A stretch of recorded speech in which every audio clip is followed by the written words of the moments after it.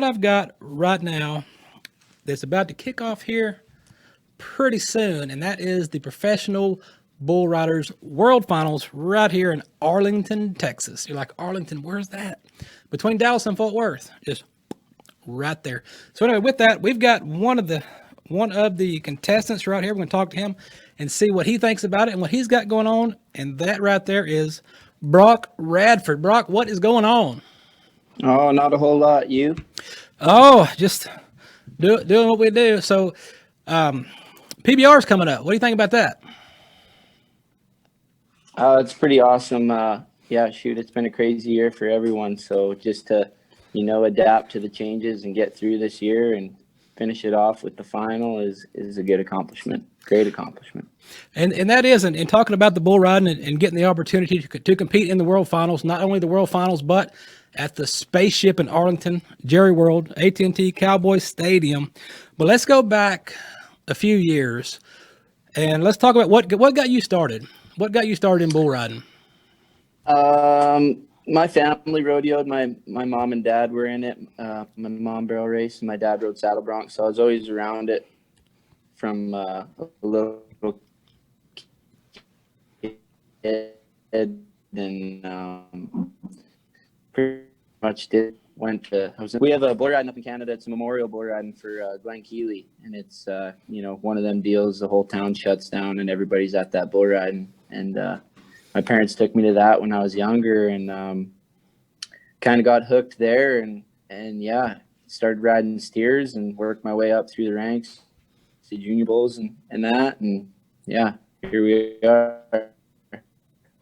All right, and sticking with the bull riding, riding bulls and bull riding, did you ever venture off into any other events like saddle bronc or bareback, anything like that, or just stick to bull riding?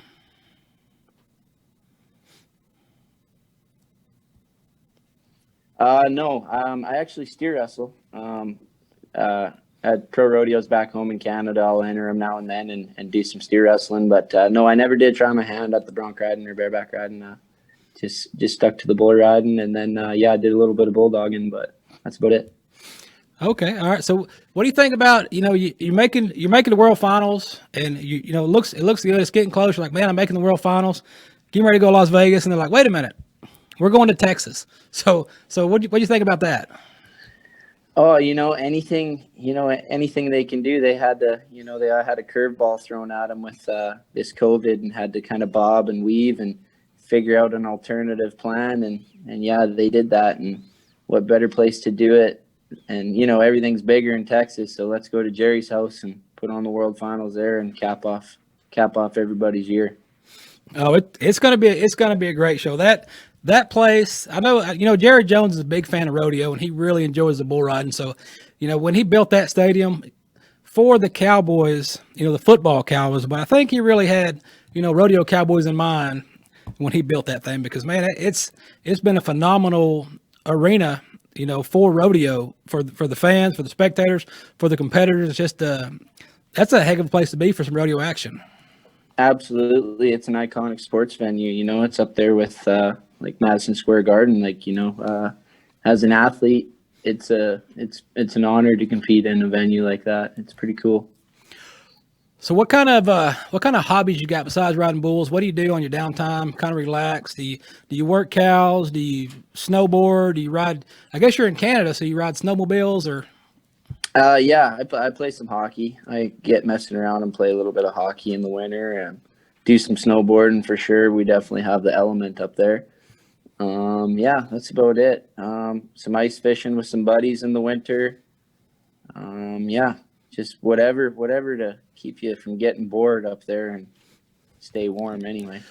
I watch a lot of the game warden shows, Lone Star Law, and I think it's Northern Woodsman, where they, the game wardens that are from up that area, and I see a lot of that ice fishing thing. How does that work? How does the ice fishing? I see they drill a hole in the ice, and you put a little hut around there and just kind of camp out and drop it in the line and see what happens. Yeah, that's the best way to do it, is get a hut, and then you can get a wood stove in there and at least stay warm while you do it. But yeah, you just drill a hole in the ice. Obviously, you make sure the ice is thick enough for you to be on there, which it's cold enough in Canada. It's plenty thick enough most of the time. So yeah, you drill your hole in the ice and then drop it in, and hopefully see what you get. And then you just pull them up through the hole. Yeah, it's just. I'd like to try that, but being in Texas, me and cold weather don't mix. 70 Yeah. At 70 degrees, I'm wearing a parka, so there's no way I can ice Hey, fish. I'm the same way.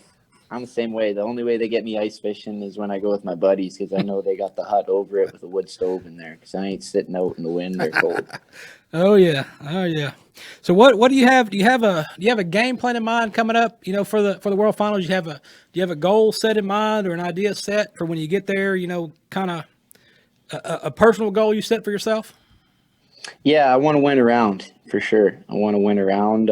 That's definitely a big goal of mine. But just stay focused and one bull at a time, and stay focused on riding one bull at a time, whatever bull it is, and yeah, do that and let the chips fall where they may. But yeah, I definitely want to run and gun for a round or a couple of rounds. I think everybody does. And Oh yeah. and obviously the end goal is that 300,000 for the finals champ. But yeah, just can't think too far ahead. Just keep it simple and one step at a time. So just focusing on that first pull.